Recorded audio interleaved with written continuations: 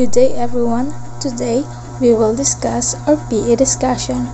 We are Group 4. First, one of our learning outcomes is to assess our personal food log based on dietary recommendations. This means we should be able to look at the list of foods what we eat every day and check if they follow what nutrition experts recommend. We need to see if we are getting enough fruits, vegetables, whole grains, proteins, and other essential nutrients. Second, we need to understand food nutrition levels. These levels found on packaged food, and they show in information like calories, sugar, fats, sodium, and vitamins. Learning how to read them help us choose healthier food options and avoid products that may be high in unhealthy ingredients.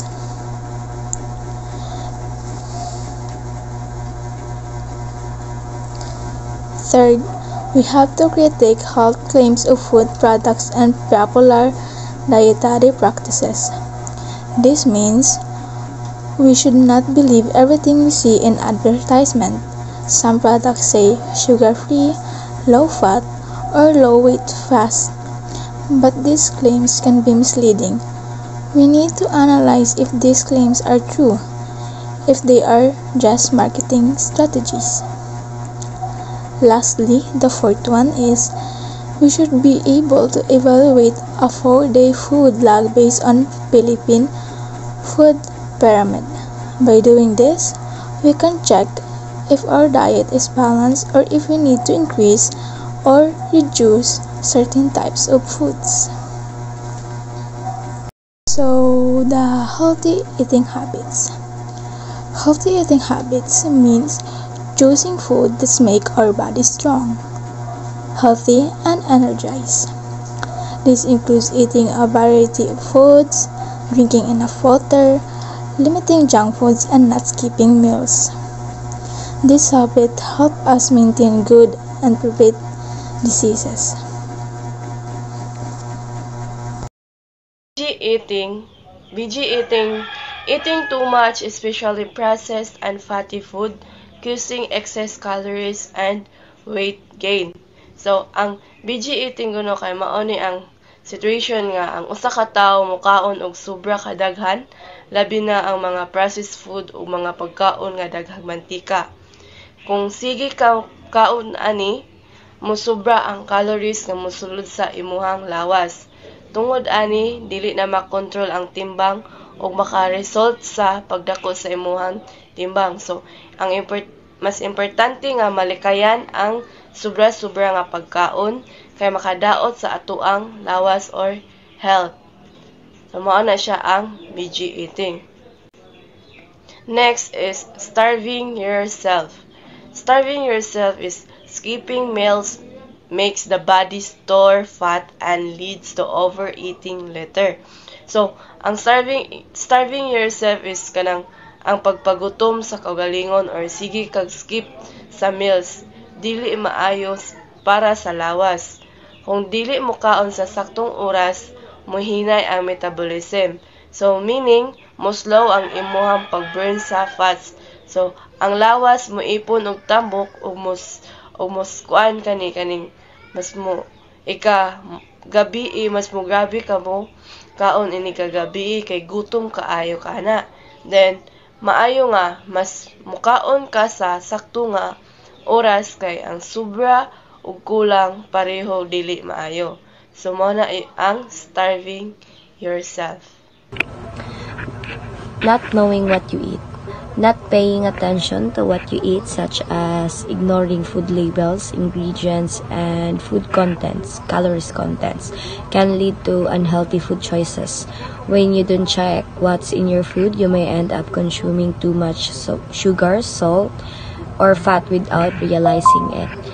Over time, this can cause weight gains, fat buildup, and other health problems because you're not aware of how much your body is actually taking in. Next is too much sugar, white flour, caffeine, and simple carbs. Consuming this can negatively affect your health.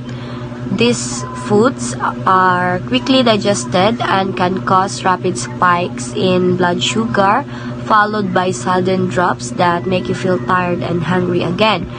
Eating too much of them can lead to weight gain, fat buildup, and increased cravings, making it hard to control your appetite. High sugar and caffeine can also affect your mood, sleep, and energy level. Over time, this habit increases the risk of diabetes, obesity, and heart problems. So number 5, skipping breakfast. Skipping breakfast, it means you are not eating the first meal of the day. And if you are not eating that, it can cause headaches, you are hungry, so you're hungry because you're not eating breakfast. So breakfast is the most important meal for a day. So usually, if you're a person na dili mo kaon o buntag, means dali ka magkasakit-sakit. So please avoid that kind of action because it's not good for your health and your body. A lot of costs na mahitabo sa mga followers. So you must eat a breakfast. Do not avoid and do not skip the breakfast because breakfast is the most important thing. The most important thing. And number 6, not drinking enough water. So this is very not good sa atong health kay you will see that kind of mag-dry in mouth na kuan ka dry skin because you're not drinking enough water. So if you're not enough drinking water, when you don't drink enough water, your body can become dehydrated, which means it doesn't have enough fluids to function well. So daghan jud kag ma-onset sa imong body if you're not drinking enough water. So why water is very important to us? Because it removes waste, move nutrients around, but water even if dili ka makaon, but if you have water, you can drink it and your body can move nutrients around and control your body's temperature and also digest food and stay hydrated. So that's why water is very important to us.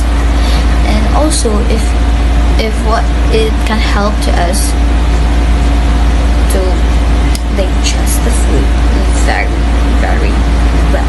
So that's why if you're also that kind of person, avoid that kind if you're not drinking well. Drinking water 8 times a day for your own goodness. So next I will explain the fad diet. So the fad diets are eating plans that become popular because they promise quick weight loss or fast health results. However, many fad diets don't have enough scientific proof, are not balanced, cut out in nutrients, and hard to maintain in the long run. But it also some fad diets have shown result in specific scientific studies, meaning they can with weight loss when they followed properly. Still, most experts say it's better to stick a balanced, long-term, and healthy eating pattern instead of relying quick fixes. The Atkins diet, created in the early 1970s by cardiologist Robert Atkins, is a popular low-carb weight loss diet. It claims to produce rapid weight loss without hunger. The diet emphasizes protein and fats while limiting carbohydrates as depicted in its food pyramid. The goal here is to lose weight by getting your body to burn fat for energy instead of carbohydrates. In the initial phases, you eat proteins like meat and fish, healthy fats, and low-carb vegetables, while avoiding sugar, grains, fruits, and starchy vegetables. South Beach Diet. Dr. Arthur Agatston created the South Beach Diet in the 90s because he wanted a healthier way for people to lose weight than diets like Atkins. He was worried about the saturated fats. So South Beach is lower in carb and fat, but high in protein. It starts strict but you gradually add back healthy, unprocessed foods while keeping the protein up. So South Beach Diet is a low-carb, carbohydrates eating plan that emphasizes lean proteins, healthy fats, and good carbohydrates like fruits, vegetables, and whole grains while limiting bad carbs and saturated fats. Also, napunta ginatawag og vegan diet. So, ang vegan diet is a way of eating that includes only based on plant and nag-avoid sila sa kanang animal products ng mga pagkaon. So, kung ganina, ang ketogenic is sila kanang more on din sila mga high fat muna ilang ginakaon. Narabatoy ang ketogenic ay nag-include sa labato mga meats. So, kung ano bitag vegan diet is nag-avoid sila animal products.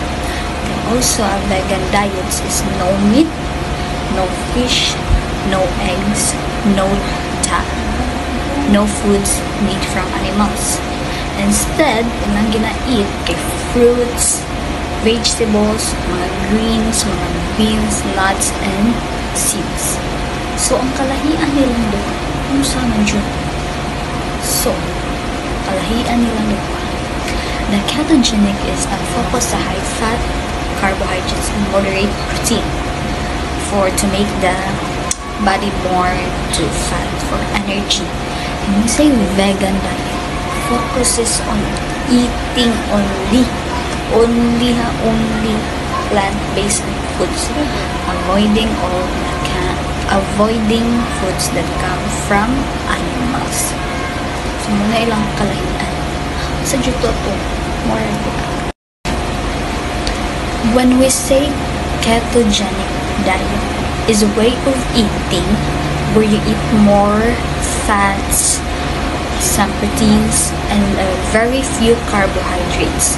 When we say carbohydrates, ang example ng carbohydrates is bread, pasta, sweets, rice. So, imo nang i-avoid if you are a ketogenic person. So, muna imong i-apply when you gonna do ketogenic diet. Because if you are eating many carbs, your body switches using fat for energy instead of sugar. This puts your body into a state called ketosis. When you say ketosis, where it fat more quickly sa your body. If you are a person that into keto diet is mean ketogenic. So, ako rin siyang minupo. If you're a person na keto diet, so, mo-avoid yung ka sa mga pagkaon, like, sa mga carbs nga, pagkaon like carbohydrates, which is akong gisulti earlier na rice, pasta, bread, and more sweets, yung mo dyan i-avoid. So, instead of that, yung ipang kanon is like eggs, nuts, vegetables, and meats, and cheese also. Because many people follow this diet to lose weight or for certain health reasons. The Paleo Diet. The Paleo Diet is also known as the caveman diet, based on the idea of eating foods similar to what early humans ate thousands of years ago. It focused on natural unprocessed food such as meat, fish, eggs, fruits, vegetables, nuts, and seeds. The diets avoid processed food, grains like rice and bread, dairy products, beans, and added sugar because they were not part of early human diet. The goals of paleo diet is to improve health by eating whole food that support better digestion, stable sugar, and healthy weight management. Many people use it to reduce inflammation, gain energy, and avoid processed ingredients. Next is the zone diet. The zone diet is a way of eating that focuses on balancing your meals to keep your blood sugar stable and your body in the zone. Each meal should follow a 40-30-30 ratio, 40% carbohydrates, 30% protein, 30% healthy foods. When it's say 40% carbohydrates, preferable fruits and vegetables, and 30% protein like fish, chicken, tofu, and eggs, and 30% healthy fats such as nuts, olive oil, and avocado. This idea is that keeping this balance help control hunger, maintain steady energy level, and support weight loss. The zone diet avoid too many processed carbs and encourage smaller, more frequent meals to prevent overeating and sudden sugar spike. Dukan diet. The Dukan diet created by Dr. Pierre Dukan has 4 phases and start with a strict high protein attack phases for which quick loss foods are slowly added back until the final stabilization phases, where all foods are allowed but 1 day a week must follow the high protein rules. Despite being strict, it can lead to weight loss. So, ang Dukan diet kay usa siya sa high protein diet nga nay 4 ka phases. Ang first phases is ang attack diet. So, mao ni siya ang protein ra halos tanan ang pagkaon para paspas ang pag-ubos sa timbang. Sa sunod nga phases kay hinahina na dayon og balik sa uban nga pagkaon hangtod maabot sa stabilization phases. So, kaning stabilization phases pwede na nimo makaon balik ang tanang pagkaon but kailangan gihapon nga sa usa ka adlaw, sa usa ka semana mosunod kag balik sa high protein rule. So effective siya pero para weight loss. Pero na siya pagkalisod gamay sundon para sa uban kay di siya dali kaayo sundon. So the 5-2 diet is involved eating normally 5 days a week and severely restricting calories on 2 fast days. Due to the very low calories intake on this day, some consider it a fad diet. So, ang 5-2 diet kay usa siya ka klase sa entertainment fasting. So, sa 5 ka adlaw sa semana, normal ra ang pagkaon apan sa 2 ka adlaw kinahanglan gamay ra